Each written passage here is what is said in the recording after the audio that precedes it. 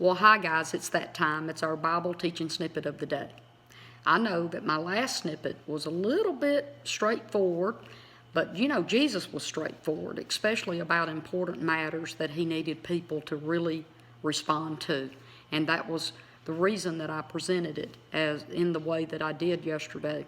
So today, I want to just review real quick on our teachings that we've been doing about words. We've been talking about that maybe we need to review what's going on. We need to change what we allow in our heads. We need to change the music and the movies and maybe even some friends that we have. We need to possibly separate ourselves from some people that's not good impressions for us.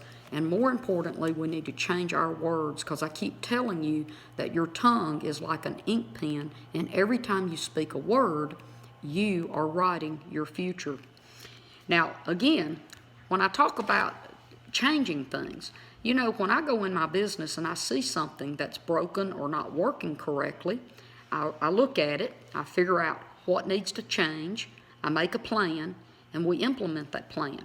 And we have to do that with our own lives so that you can make your life better. You cannot continue to do the things that you do and think you're going to get something different. You're not. You're going to get the same thing. Well, let me talk to you today out of this booklet. I have not used this booklet much. I've used the other one, the words one, that's dark blue. But today I want to read to you out of this. And this is by Charles Capps, God's Creative Power. And he's talking about our words here. Spoken words.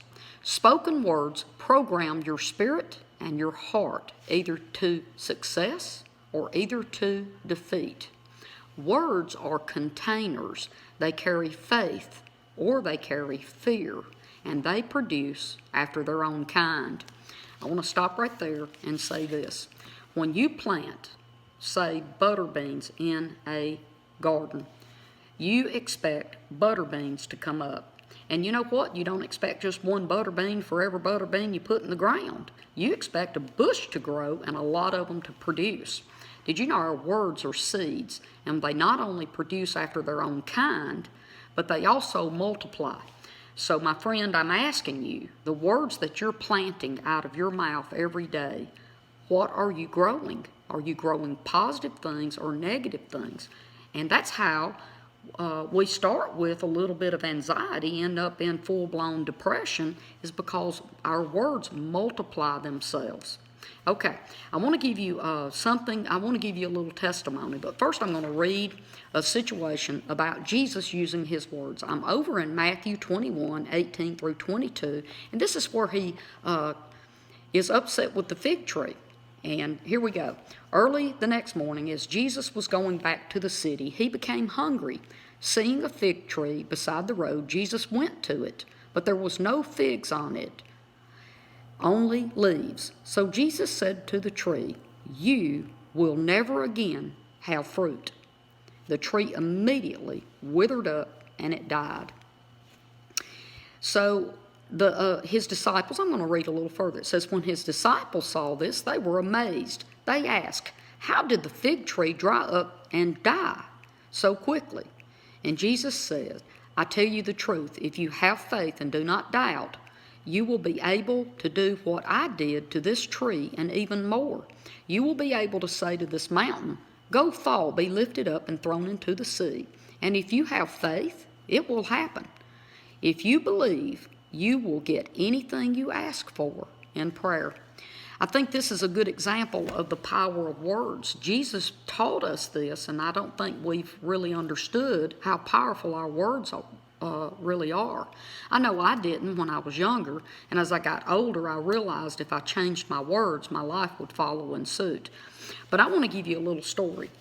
I was buying a little tree. It's called a money tree. It has these beautiful little leaves on it, and it's an indoor tree. I'd buy one, it'd live for a year or 18 months and die. Well, on the fifth one, again, I was going through the exact same routine, and it had lost all of its leaves and was dying. I did not want this tree to die, so I knelt down in front of it, and I said, "Father, I don't want to buy another tree. I want this tree, and I want this tree to live. And I thank you that you always hear me, and I always have what I've asked for. And then I put my hands around the trunk of the tree, and I blessed it, and I said, you will live and not die. Well, this tree had no leaves on it. I left to go out of town for 4 days to a business meeting, and when I got back home, that tree had full-grown, full leaves on it and was healthier than I had ever seen that tree before. And it lived to be so big that I couldn't hardly keep it in the house anymore. So talk to me about the power of words, right?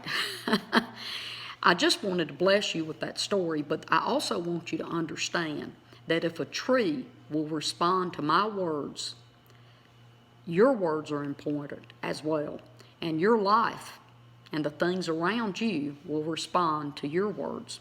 Well, I'm going to cut you loose tonight. God bless you, and I'll see you again right here on Facebook. Bye-bye.